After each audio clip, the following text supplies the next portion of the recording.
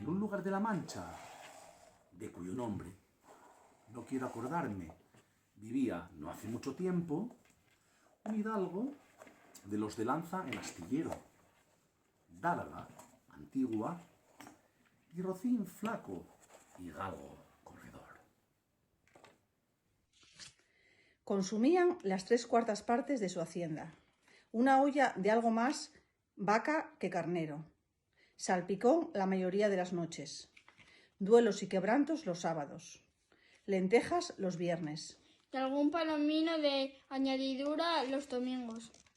Se acercaba la edad de nuestro hidalgo, a los 50 años. Era de complexión recia, aunque seco de carnes, enjuto de rostro, madrugador y amigo de la caza. Este hidalgo, los ratos que estaba ocioso, que eran los más del año, los empleaba en leer libros de caballerías con tanta afición y gusto que olvidó el ejercicio de la caza y aún la administración de su hacienda. Se enfrascó tanto en la lectura que se le pasaban las noches leyendo de claro en claro y los días de turbio en turbio, y así, del poco dormir y del mucho leer, se le secó el cerebro, de manera que perdió el juicio. Rematado ya su juicio, le pareció conveniente y necesario, para aumentar su honra, hacerse caballero andante, e irse por el mundo con sus armas y caballo a buscar las aventuras, deshaciendo y solucionando todo género de agravios. Lo primero que hizo fue limpiar unas armas que habían sido de sus bisabuelos, que llenas de orín y moho, largos siglos hacía que estaban olvidadas en un rincón.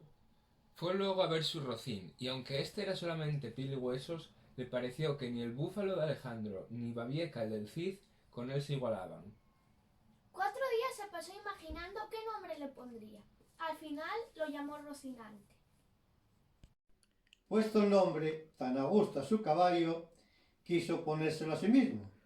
Estuvo pensando esto 8 días y al cabo se llamó Don Quijote de la Mancha, con el que a su parecer indicaba muy bien su linaje y su patria. Limpias, pues, sus armas, puesto el nombre a su rocín y confirmándose a sí mismo, solo le faltaba buscar una dama de quien enamorarse. Porque un caballero andante sin amores era como un árbol sin hojas y sin fruto, y cuerpo sin alma. En un pueblo cercano había una moza labradora de muy buen parecer, de quien él anduvo un tiempo enamorado, aunque, como se entiende, ella jamás lo supo ni se dio cuenta de ello. Se llamaba Aldonza Lorenzo. Trató de buscarle un nombre que no desdijese mucho del suyo, y que sonara a princesa y gran señora.